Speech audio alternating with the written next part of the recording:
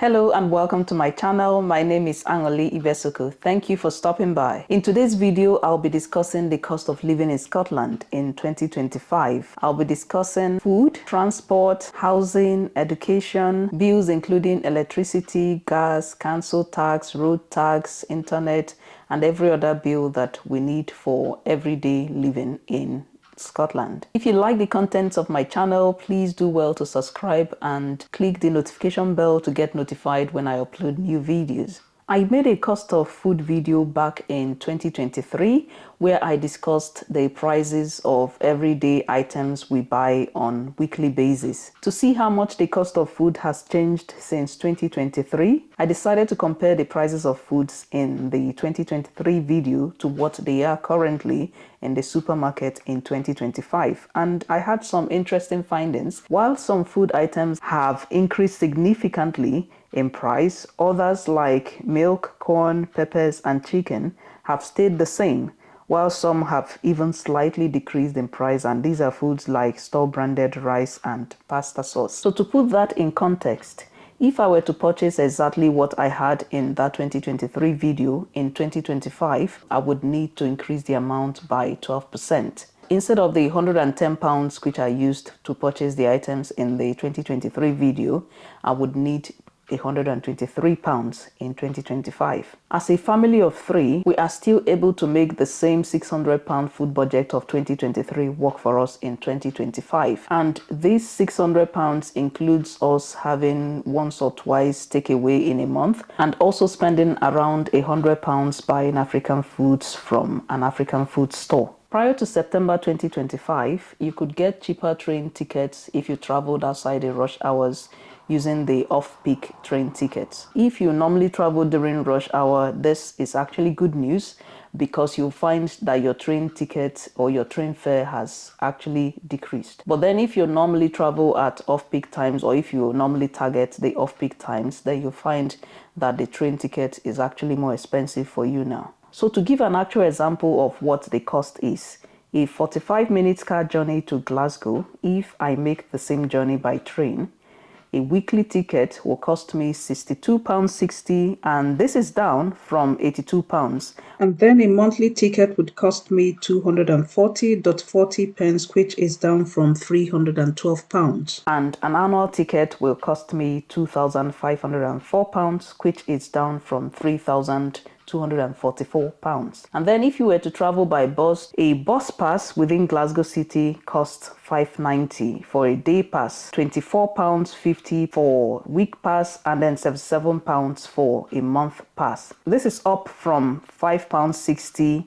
for a day pass, £20 for a week pass, and £62 for a month pass back in 2024. And then for travel by car, petrol appears to have dropped by around 8 to 11 pence per litre, while diesel has dropped by around 9 to 12 pence per litre. For housing, starting with renting, the price to rent a one-bedroom apartment has actually decreased on the average. So for example, in Glasgow, to rent a one-bedroom flat, you would have needed around £886 per month back in 2024, whereas this is now around £880 per month in 2025. And for mortgage, the consideration has to be the interest rates as well as the actual prices of the houses.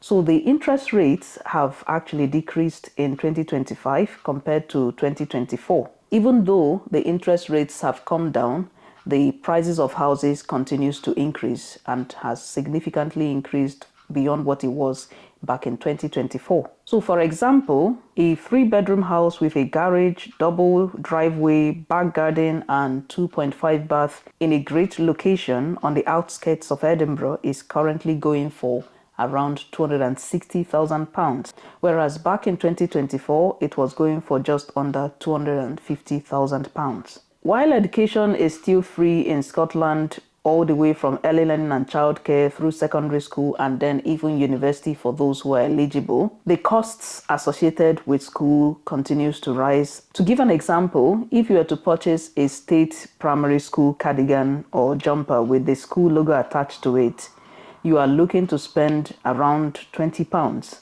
And you might actually also need to spend some more money for the shipping because these shops are usually online. Of course, you can choose to buy unbranded ones from the local stores, which can be significantly cheaper. So moving on to bills now, we're going to start with the electricity/gas. And for a 2 to 3 bedroom house around Glasgow and Edinburgh, the average electricity and gas bill is between 140 to 155 pounds per month.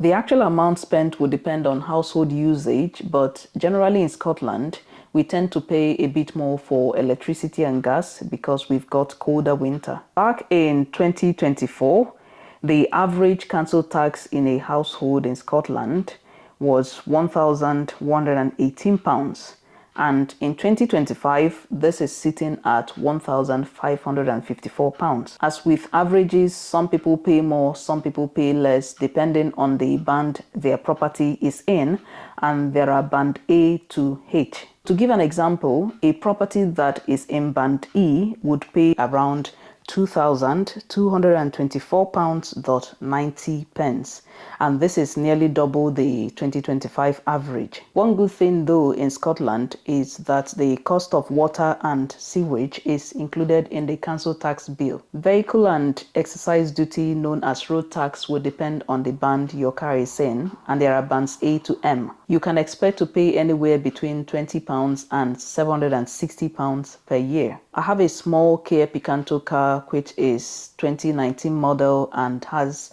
just over 20,000 mileage, and for that in 2025 I paid £195 for my road tax. And then for car insurance, a standard/comprehensive policy for a typical driver in Scotland who might be in their mid-30s to 50s and have a clean record and their driving average car with modest mileage, the average they would have to pay for car insurance in a year is around £400 to £600. If you're a younger driver, or if you don't have good space to park your car, so for those who park their cars on the roadside, you find that you actually pay a lot more for insurance. Using my car again as an example, for an insurance for a car like mine, you're looking to pay just around £400. And then finally, we're going to cover entertainment, and we're going to look at Netflix, internet, phone bills. With around £10 to £15, you can get a good SIM-only phone deals that will provide you unlimited calls and text